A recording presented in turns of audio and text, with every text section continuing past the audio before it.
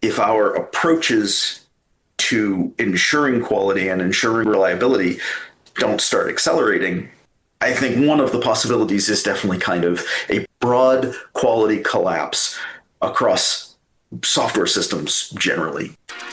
Welcome to the Reliability Rebels podcast, where we improve production by challenging the status quo. Your host, Amin Astani from Cherto Modo. Check one, check two. Reliability Rebels. Check one, check two. Reliability Rebels. Check. Reliability Rebels. Welcome to the Reliability Rebels podcast, where we explore how to make software and systems more reliable by challenging the status quo. I'm your host, Amin Astani. Right now, no matter where you go, you can't avoid the discussion on AI technology. There are two sides of this debate. One says it's the end of knowledge work as we know it, adopt it everywhere, or get left behind. The other says it's a bubble built on stolen data, unsustainable power draw, and unreasonable expectations. Both camps are really loud, and both have valid points to make. A lot of the loudest voices aren't impartial, though, whether they're selling tokens, graphics cards, data centers, or selling fear, clicks, and ad space. Meanwhile, the actual failure modes are piling up. Slop, flooding every feed, embarrassing production incidents, CEOs making irresponsible calls about what to automate and who to cut, and software organizations token maxing, blowing their budget on AI consumption with little to show for it. A widely cited study found 95% of enterprise AI deployments failed to deliver measurable value, and the study's own conclusion points to organizational failure, not the technology itself. So let's bring it back to SRE. Just like VMs, cloud, containers, this tech is here to stay. So how do we use it effectively to solve problems the same way we practice our craft everywhere else? My guest today is Stephen Roylance, a systems and information infrastructure engineer with 30 years across healthcare, e-commerce, and big tech, including time we spent working together at Meta Production Engineering. These days, he and his wife, Susan, run a small applied AI consultancy out of a solar-powered home in the hill country of Western Massachusetts. He spent 3 decades watching hype cycles come and go. So I wanted his perspective, not the hyped version, not the hot take version, but the experienced practitioner's version of how we put this technology to work without repeating the mistakes we're already seeing. Let's get into it. Good to have you, Stephen. I'm so happy to be here. This is going to be fun to talk about. Yeah, indeed. I'm looking forward to this myself. So tell us a little bit more about yourself as someone who lives, a solar powered lifestyle. I have mad respect for what you're doing right now. So, my sort of experience goes a long way back at this point. But I didn't get here in what you'd consider the traditional way. I started out on my own at 18, working minimum wage jobs, got married, had kids, realized that wasn't going to do it. And I always had a love of computing going back to, Atari 800 and, I think there's a moment a lot of us have had, like you went into like a Radio Shack and they had like a Color Computer 3 or something sitting there. And you type in a program in BASIC and it's like, oh, this is really cool. So that's been with me the whole time. And I was lucky enough to be able to turn that into a career without a college education. I started at the help desk, which I think is a piece of grounding experience that I wish more people had. It's most IT help desks at this point are really just highly automated. You don't learn a ton, but I did because I was the bottom rung of supporting just an incredible range of systems, everything from, the Windows sort of servers, but also the the healthcare mainframes, clinical information systems, VAXs, Unix systems. So that experience of like grounded in working with users who are trying to use these systems because they need them. Yes. I think that's an important part of how my career got started. And it just sort of snowballed from back-end help desk to one of the guys that goes down to the loading docks and gets boxes full of servers and racks them and cables them, to being the guy that puts the CD in and installs the operating system. And I had enough computing background to be like, I'm doing a lot of toil. I learned Perl for fun, for like personal web projects, and I'm like, this thing that I'm doing with a spreadsheet full of servers, I can just automate that. I think that core experience of like, I have a list of servers and I can do something with them automatically. I mean, that's almost the core of an entire career right there. Like, that's DevOps, cloud, VMs. It's like, that experience of just, oh, you can automate stuff. And that went from Partners Healthcare, which is a big, healthcare company in Boston. Worked for Vistaprint, which is a good-sized e-commerce company, also with a big. Their sort of engineering headquarters is west of Boston, and then landed at Meta as a production engineer. So that's kind of how I got here. In terms of sort of building a house and sort of trying to be independent of sort of the grid. I think that certainly seems to be something that's common for a lot of people in our part of the industry. Yeah. We see failure modes all the time, and we're like, I don't know if I actually want to trust all this stuff. Like, the grid is another fallible system, and it's nice to be independent of it. I'm not trying to sort of be completely off the grid, but I would like to have the resilience to be able to, for my own sort of personal material survival, have enough resilience that I can ride through when those systems don't work correctly.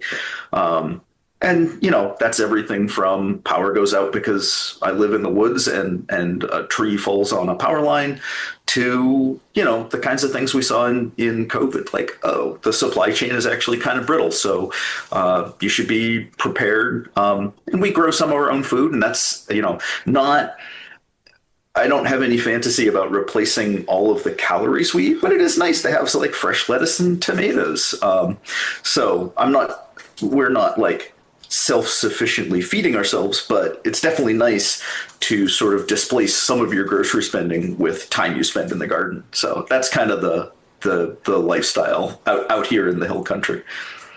Yeah, that's pretty awesome. I recently have had the pleasure of house sitting for some friends in Vermont, and they have a garden. So I had to tend to the garden and fight off beetles and, take care of the chickens. So I've started to have a firsthand appreciation for that side of life, as opposed to the crazy nomadic stuff that I do most of the year. Yeah. Yeah. No, there's something really visceral about, like, you go out and you pick some beans and you stir fry them, or you go out and you get a tomato and you put it on a pizza. Yeah. No, that's incredibly gratifying. Yeah. There's nothing like it. All right. So let's get into the meat of this discussion, and we'll start from the personal level. So how have LLMs in particular, how has it been useful for you, as a systems and software person, maybe recently now that you're doing this new venture? These systems are incredibly powerful in ways that I think are surprising if you haven't interacted with them.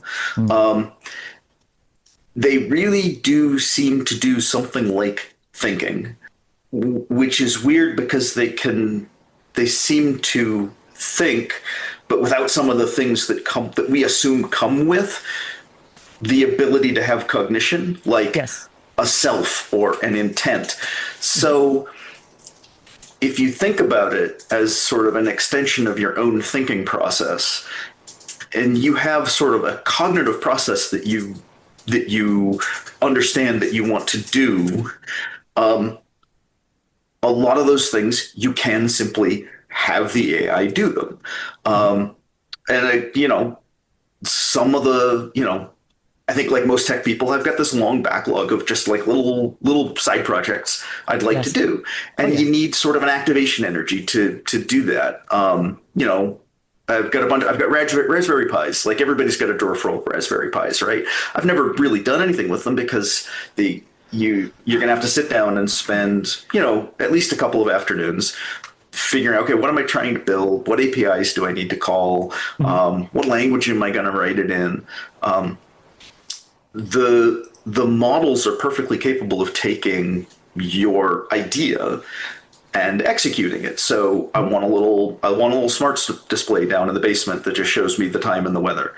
The part where you like mount a monitor and hook a Raspberry Pi up to it, like that's kind of the fun part, right? To me, at least, the drudgery is, okay, I got to set up a Git repo. I got to figure out what API can you use to put pixels on a monitor on a Raspberry Pi. Yes. There's a bunch of options. They have pros and cons.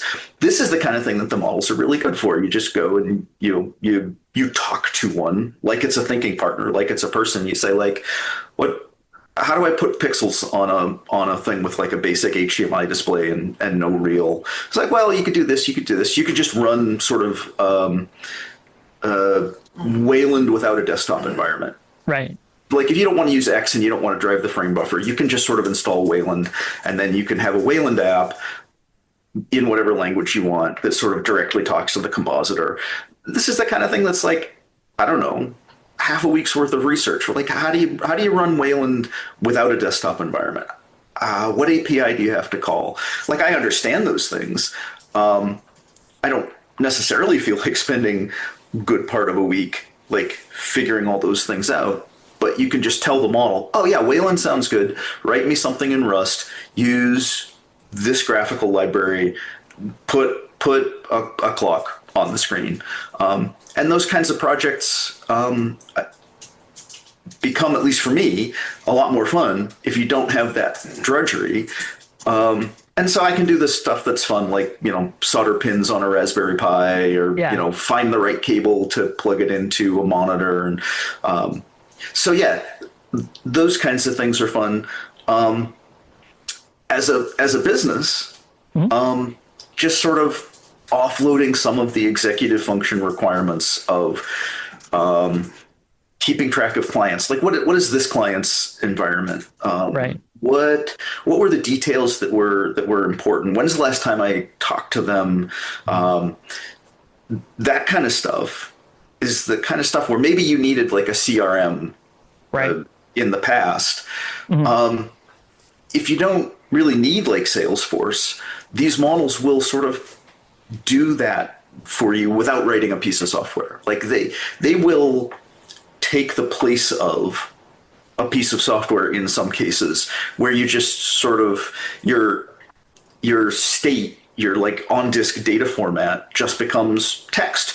And you just talk to the thing and you say, here's how I want you to keep track of all my clients. I want one directory per client, and I want markdown files that tell me, I want one that's like, I want every proposal to be its own file, and I want, a contact tracker in a markdown file. And it'll just sort of self-organize that without you needing to actually write software for it, which I think takes a fair amount of the load of like running a small business off of you in I think a way that's, I'm really new at this. I only got laid off, 6 weeks ago. So like, yes, I have leads. I don't have clients, but I feel like I have a really pretty good system for managing the leads and the people I've talked to and what sort of technical questions they're asking me, in a way that if I hadn't had the LLM, it would have been a spreadsheet or some text files that didn't really have any organization. So I think those kinds of things are where the models really shine. Like things that I don't and probably would continue to not trust the models with are my accounting. Right. Like it'll mess up basic math. They're not really very good at basic math. They're better, but like if it's giving you numbers, if it's giving you anything, you want to check that. Yeah. But really, the same way you really ought to be checking your CPA if you have one. Like Yeah. if you unconditionally trust your accountant and just don't ever look at their numbers, like Yeah. that's how you get like your business stolen from you. Right.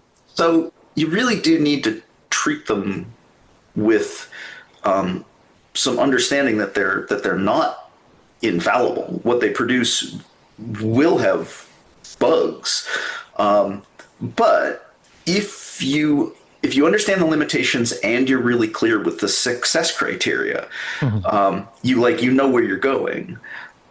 The models will do an incredible amount of cognitive work for you, as long as you're careful, can make you incredibly more productive. There's definitely a trap of like spending a lot of time playing with it and doing stuff that's not productive. Yes. That again is still, that's on you as because what these models don't have is agency or intention, and they have judgment, or they have the tools that can help you more effectively use your judgment, Yes. because they can if you getting into like software systems, you can ask it like, oh, what are the failure modes? How can this break? If you don't ask that, it won't care. Yeah. It's the models are lazy like that because the training process sort of gets them to have effective outputs, but effectively, none of our training systems really understand the internals of the models or how they get there. Right. So they will usually get there in sort of the most efficient way. So if you don't ask them to solve a particular part of the problem you're posing, they might not. And there are all kinds of failure modes that you'll end up with where, asking it to solve a software problem and ending up with a 5,000 line file is like Yeah. a completely normal thing, because at no point did you ask it for a modular, sustainable piece of software. You just said, I want to solve this problem. And if you're not careful, it'll solve those problems in the same way a very lazy junior developer will. Yeah, 100%. The 10x engineer.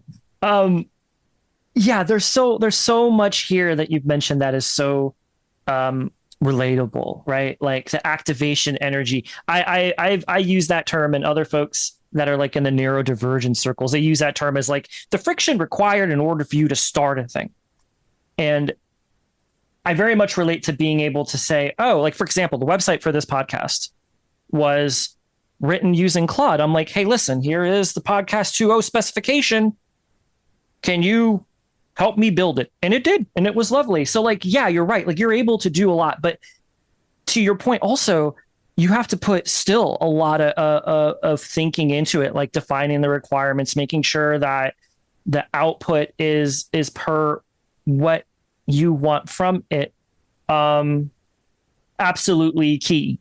It just doesn't have, it isn't going to do operational excellence unless you tell it to, and you tell it how to. So let's explore an interesting aspect of this that you mentioned when we were planning this episode. So this is very similar, like us and even non-technical people having access to this technology and being able to write software. It's very similar to maybe 10, 15 years ago when bioinformatics and those types of folks, they now have Perl, they now have Python, they're able to write code and solve these big higher order scientific problems. What struggles did you have interacting with those folks as an HPC person, and how does that parallel what we're seeing today with AI aided coding? Oh yeah, no, I think when we started seeing languages like Perl and Python and the libraries that really allowed you to do life science domain specific stuff in them, there was definitely a divide between people that came from computing with a strong computer science background, with a lot of understanding of algorithmic complexity, mapping good data structures, writing in languages like C, C++, strongly typed languages, unit tests, good software engineering practices, looking at biologists who now have tools that let them solve domain problems using software, who are not software people. They're biologists. And there's definitely sort of a thread, I think, in sort of information technology professionals to sort of look down on your users like they're just on my system messing stuff up. No, those are the people that are using those systems productively. And now with some of these tools, it's making it so that they can approach domain problems by creating software. And maybe they don't have the software engineering background. And it's silly to expect them to. Yes. And looking down on them like they're dumb because they don't know how to use the computers or the infrastructure is really the wrong way for us to evangelize for our industry. Yes. Because they're not dumb. We're talking PhD, in the Harvard medical community. There's Nobel Prize winners. These are not dumb people. These are not computer people. Yeah. But we've got some tools that suddenly open up software as a thing they can do. They have a level of control over the computing environment that they didn't before tools like Perl and Python came along and lowered that barrier of entry. So absolutely, I think there's a parallel to that, where if a person owns a computer, whether that's a cell phone, a PC, a laptop, up to the current moment, most people take that and they have to just get the software it comes with, or buy a piece of software to solve a problem. With the models, they can describe the problem that they want the computer to solve and get a piece of software that solves that.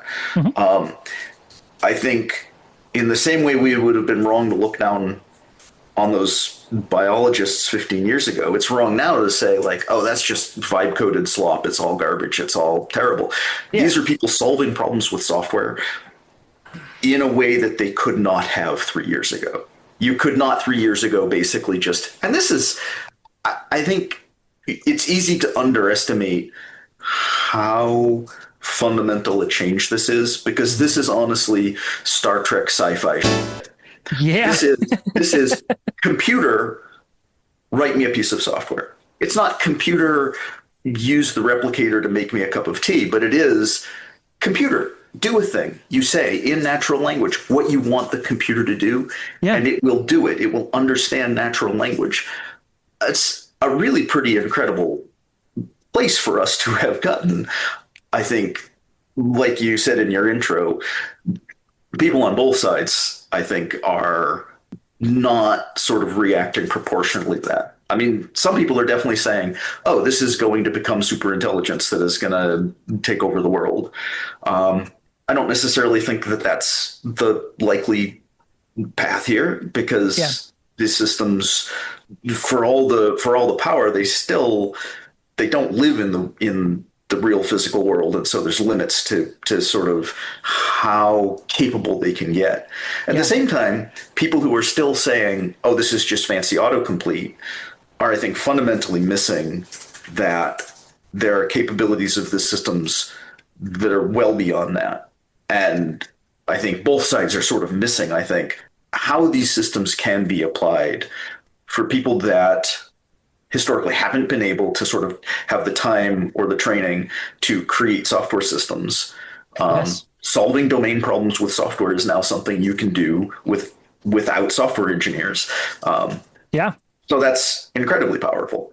At the same time, they won't do stuff you don't tell them to. And if you don't lead them towards good SRE-like practices, they will produce low quality solutions. They will produce solutions that are brittle, that just work, that just do the one thing that you ask them to do. And, they will definitely if you want to build something that's online that is available to the public, we'll build systems with reliability and security holes that will make them not really fit for the purpose that the person originally built them for. So yeah, there's on the one hand incredibly powerful, on the other hand kind of dumb and lazy. Yeah, I mean, it is very true. The act of being able to prototype is very, very strong from concept to something that is on your screen or in your CLI is very true. So like CEOs of frontier LLM, you hear them saying things, sound bites, software engineering's dead, or the equivalent of it. And from what you just mentioned, and from both of our mutual experience, we know that's not true. For all the points that you mentioned, like, hey, it's going to output code that is not necessarily secure, of good quality, performant, all of that stuff. So question for you, like, what do we, as still those software engineering practitioners or reliability practitioners, what do we have to continue to bring to the table to maintain these non-functional requirements? And where do you think that judgment's breaking down right now? So let me start with the second one. Yeah. I mean, one place that this is breaking down is that the rate at which people can produce lines of code is greatly increased. Like that is 10x, like if not more. You can just produce more of it. Reviewing code, people with the judgment to review code, and that's not 10x. No. So it's really breaking down there. And in some ways, I think people like us, kind of at the bottom of the stack, are in some ways the final arbiters of software quality, because it can pass all your tests, but if you release it and the observability doesn't work right, or it has bugs that people just didn't think about or consider, like those are where we get SLI misses. Those are where we get like panic rollbacks. Our ability to keep up with the fire hose, that is definitely breaking down, right? Stuff is changing and deploying at a faster rate. And if our approaches to ensuring quality and ensuring reliability don't start accelerating, I think one of the possibilities is definitely kind of a broad quality collapse across software systems generally.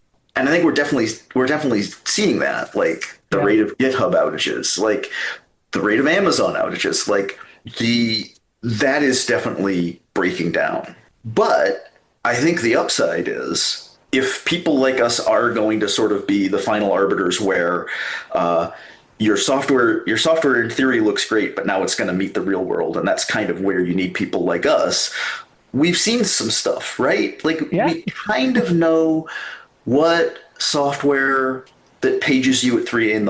looks like. Using that judgment directly on all of the lines of code that are coming through this fire hose is kind of impossible. And the people upstream of us who are writing the software and who are thinking about the functional requirements and implementing them, they are going to be using models directed towards making new features. Yes.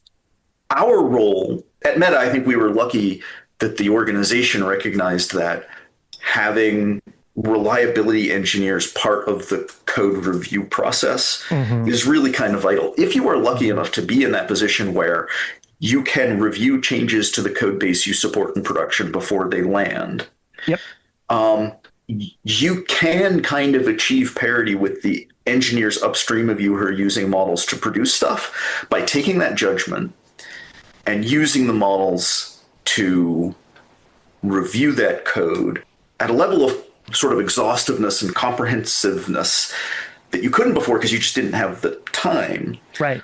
But you can tell the model, here's the things I care about. Like, oh, there's a new HTTP handler. Does it log to our observability system? Is it secure? is it sanitizing all of its inputs? Was a new database table created? Does it have the appropriate indexes? The model will answer those questions, but somebody has to ask them.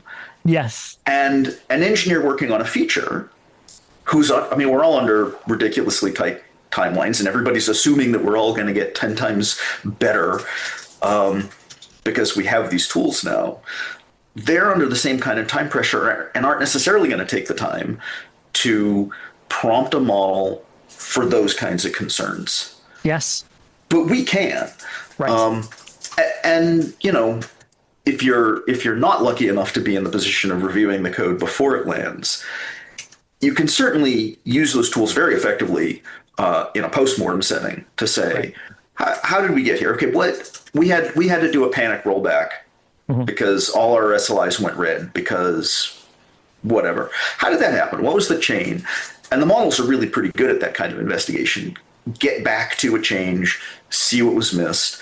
And that process isn't any different, I think, than it was before the models of you need the kind of organizational support for that feedback loop. The feedback loop of we're here trying to make sure that the quality of our production systems is high, and we're giving feedback back to the organization, and we can use the models, but the working within your organization and creating those kinds of good feedback loops and practices, that's still a human thing. Yeah. And the models are really not going to help you with that. If anything, if you start producing feedback that is really obviously just completely AI generated, you're going to get pushback in your organization. Like, how much effort did you really put into this? It doesn't replace those kinds of relationships and organizational practices that improve the quality of your systems over time. Yeah. But it is definitely a force multiplier in terms of if you have this, you have judgment, you know what kind of problems you've had in the past. The models can make you much more effective in terms of like understanding those patterns, finding them in your code base, fixing them before they become outages. Yeah. Yep. Leftover principle versus the compensatory principle. It is front and center all over again. We can use the technology to augment our effort, or we can try to replace ourselves with it at our peril. Yeah, that makes a lot of sense to me. Our judgment, we have to continue to use it. Yeah. Yeah. And because we are often sort of downstream of engineers that are now using these models to produce lines of code, I think it's kind of inescapable as SREs, as DevOps. If we are going to be successful, we're going to need to know how to use these tools, because otherwise, security reviews, privacy reviews, just basic code reviews, those are the processes that are breaking down. I think especially security review. In my most recent experience at Meta is, there's a very human and very vital sort of function around security and privacy and making sure that our systems are sort of honoring our users and the trust that they put in us. But also at a company like Meta, understanding that the sophistication of attackers is something that maybe most people in the industry don't have to deal with. But so those review practices, those were in place, and they were staffed by sort of world-leading experts in security and reliability and how to build robust systems. But they're still just people. And if the rate of sort of new security review requests is going up 10x, without some ability for those teams that are doing that gatekeeping also figuring out how to work 10 times more effectively, something's going to break down. Yeah. And it kind of seems like it is breaking down in both of those ways. There are both things escaping to prod that wouldn't have. Yes. If we were still going at the lower pace, and also stuff, people may be producing 10 times as many lines of code. We are not delivering 10 times more value out into the system. Like a lot of code is being written and a lot of it is not producing business value either because it's not getting deployed, because it's not getting reviewed in a timely way, or I think people are still learning how to use these systems. There's a lot of code being written that like you just shouldn't have written that. And the model will never tell you that, right? It'll never tell you like, that's not a great idea. Why don't you just like not write that? Why don't you do something else? No, it'll write whatever you ask it to, even if it was a bad idea. So yeah, I think that is definitely breaking down, and it's definitely breaking down in a way that's making the internet. Yeah, indeed. So to follow up on this train of thought, I imagine there's going to be at least one listener that is a software engineer that cares about reliability, doesn't want to create those downstream impacts on teams that are thinking about the operations and everything. So what does back to basics look like in terms of like, okay, I'm using LLMs to generate code now. How should I use LLMs in order to produce code that is high quality, that is secure, that is performant? Like what concrete guidance can you give people that care about that sort of thing? Ask the model about the failure modes. I think that's probably the start. Is a lot of the models, this is getting better, but a lot of them do have a sycophancy problem. Oh yeah. They will just kind of agree with you. Yeah. Prompt them to be critical and to find the problems. I mean, I think that's kind of the beginning of that practice of, I wrapped up my feature. It's going to go to code review. Before you ask other humans to do a critical code review, ask agents to do a critical code review. Ask it very specifically, what can go wrong with this? Demand, tell it, make me a list of 3 things that can go wrong with this. The more specific you are, the more likely you are to get better results. And it may come back with noise, but it may come back with things that you hadn't thought of. Yeah. A pretty easy level up from there is to do that with more than one model. If you are, if you're working on your own, have an Anthropic subscription, have an OpenAI subscription. If you're doing something critical, ask for that review, that sort of critical find things that might break, ask it of more than one model. If you're lucky enough to work somewhere that's, encouraging you to token max, use some of those tokens to make better software. Just ask it, like, what are the quality problems? What can break?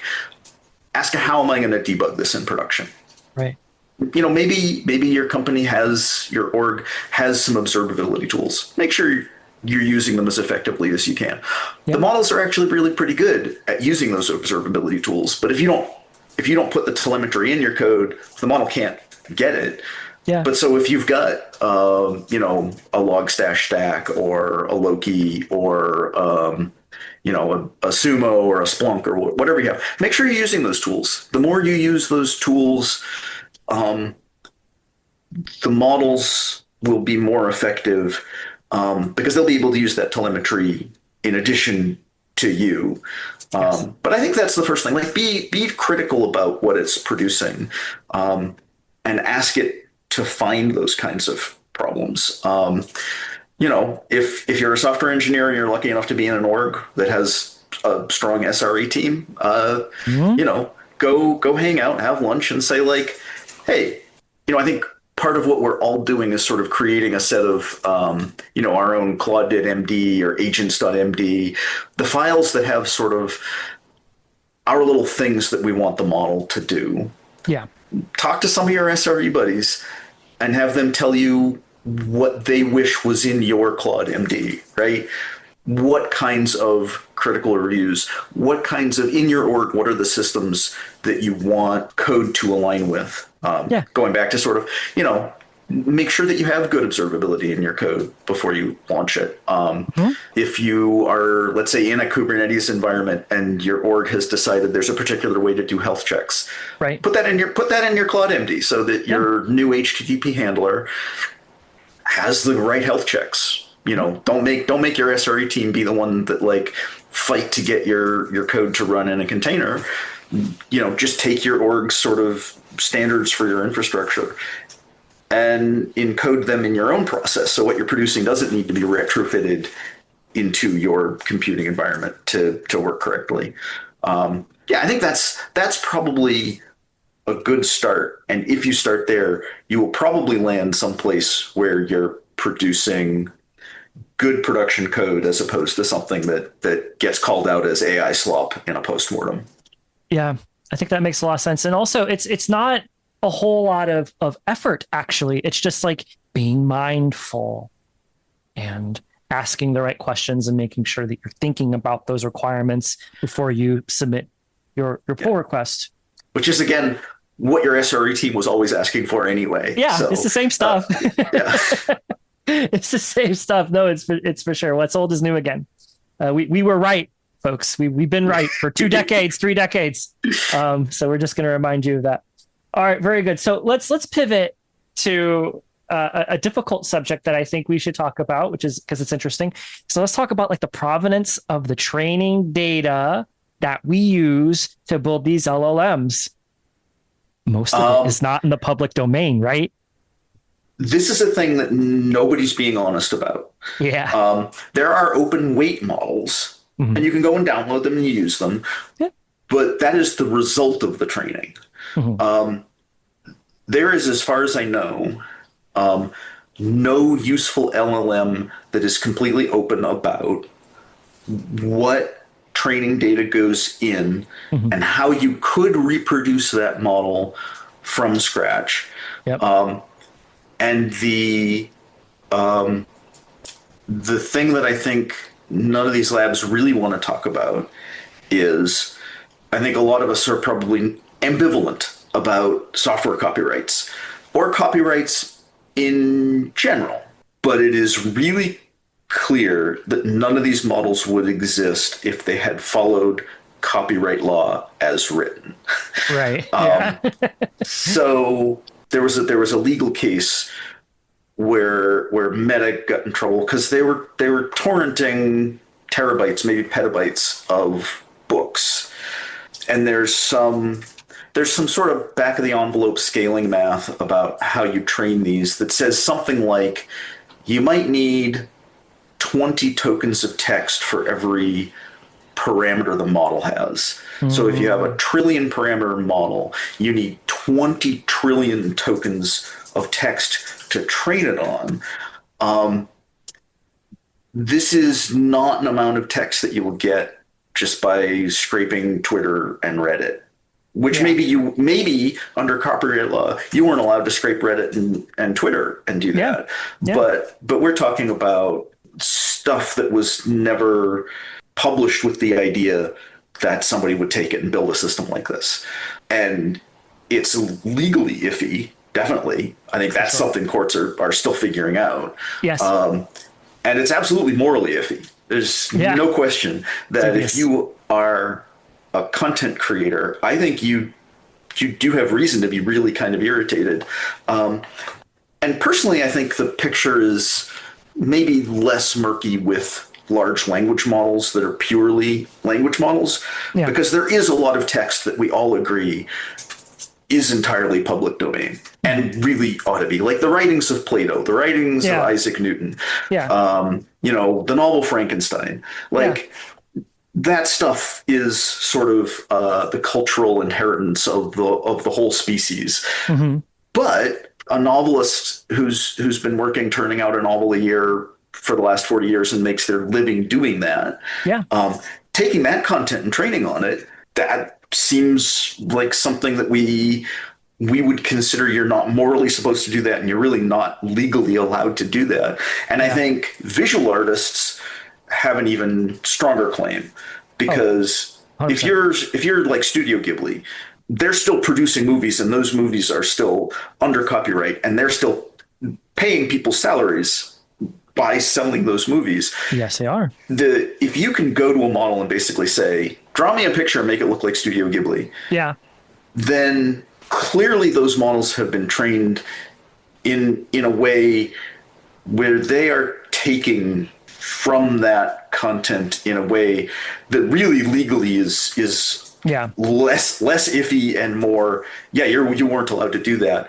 and morally too. So Yeah. yeah, it's definitely something to grapple with, and I think the industry will have to figure out. But it's easy to be pessimistic because there's lots of other parts of our industry where we say, oh, we can't keep doing it that way. We can't keep having child labor pulling rare earth elements out of disadvantaged places and sort of turning the other way. But that's continuing to happen. So there's definitely moral issues that maybe we'll just continue to have those. And I think it's completely reasonable to be anti-AI on the premise that the Anthropic and Google and Meta and OpenAI are not really being honest about what they're taking. Yeah.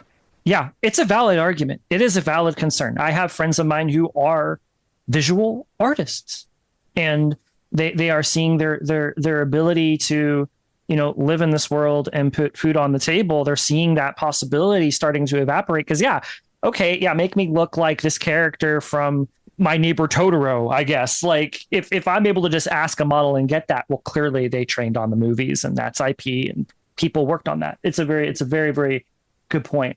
All right. So a final topic, something a little bit more future thinking, something a little bit more optimistic. Let's end on a good note if we can. So let's look in the future. So right now, if we want to use a high performing model for our work, we have to go to Anthropic, we have to go to OpenAI, and we're using their frontier models. But is that going to be the case 5 to 10 years in the future? Do you think that we'll have similar capabilities, in our own homes or maybe in our own pockets? Maybe open source software extends to models. Like, what's your vision in terms of how people interact with this technology in the future?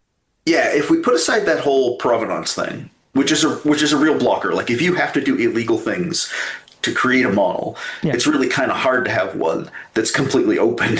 Yeah.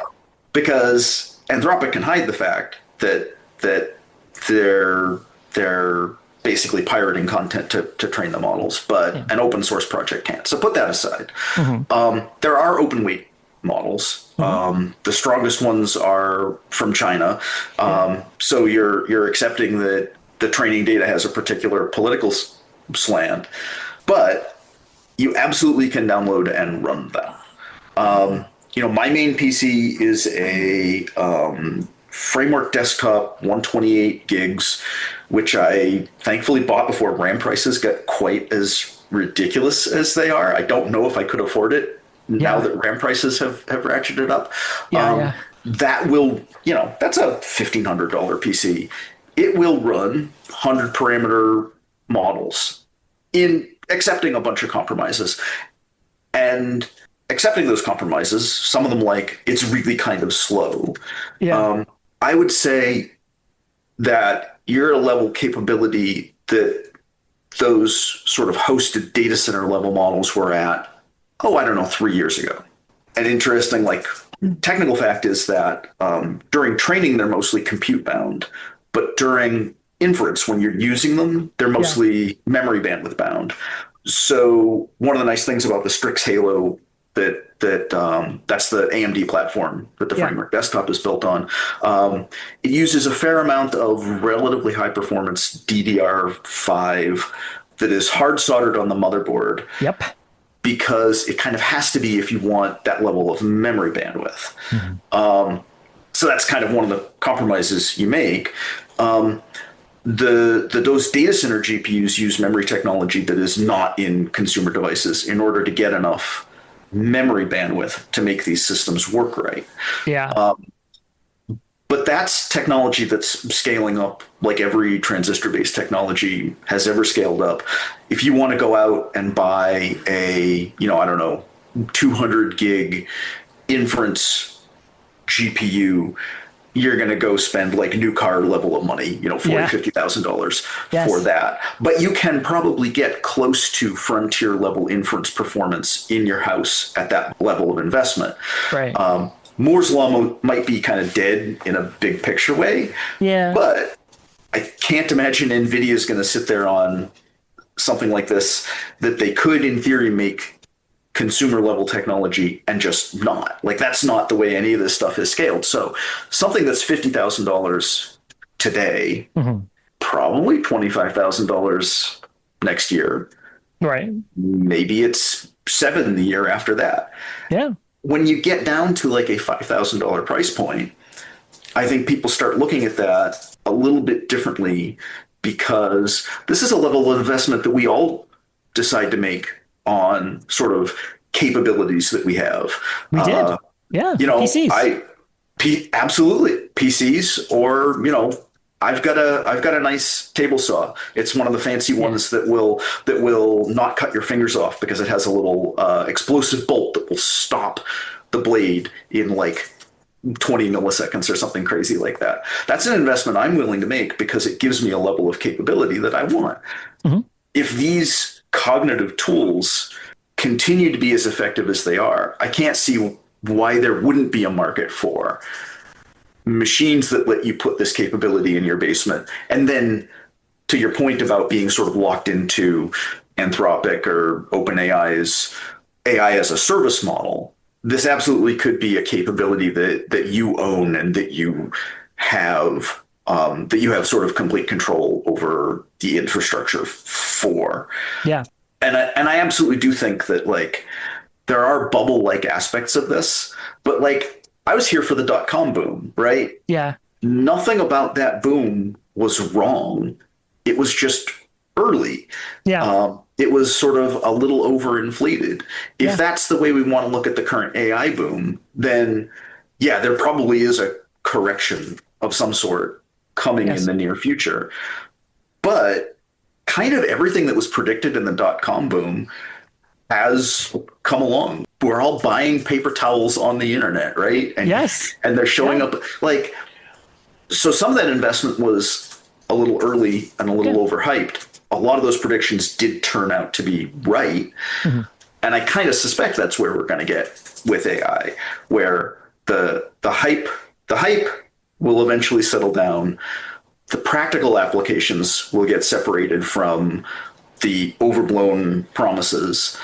And then it'll just be another piece of technology that's part of our life, like ordering paper towels on Amazon. Yeah. Yeah. I think that's a very, very balanced, pragmatic view. I hope we get there sooner rather than later. That would be super nice. I mean, that's what I'm predicating my business on effectively, is that applied AI right now is something that is early and kind of niche, but that there is fundamentally a business in figuring out how to use these tools like much more broadly. Even if right now they're kind of expensive for that kind of broad application, that NVIDIA and AMD are gonna keep making that stuff cheaper, and at some point it's going to become a much more prevalent technology. Yeah, that'll be an interesting time indeed. All right, let's take this plane in for a landing. Stephen, how should people reach you if they're interested in talking to you about this subject? So feel free to ping me on LinkedIn. That's sort of where I'm most active, because I am currently trying to build a business. Gemmel.design is our website. If you're interested in sort of reaching out on a professional basis, happy to talk about any proposals for applied AI projects that you have. And I think that between those two, those are probably the best ways to get in touch with us. Yep, sounds good. Well, Stephen, thank you so much for jumping on Reliability Rebels and discussing a very grounded perspective on AI and its use and its perils. It's been fun. Thank you for having me on. Thank you for listening to today's edition of Reliability Rebels. Until next time. Check one, check two. Reliability Rebels. Check one, check two. Reliability Rebels. Check, check, check, check, check, check, check, check, check, check.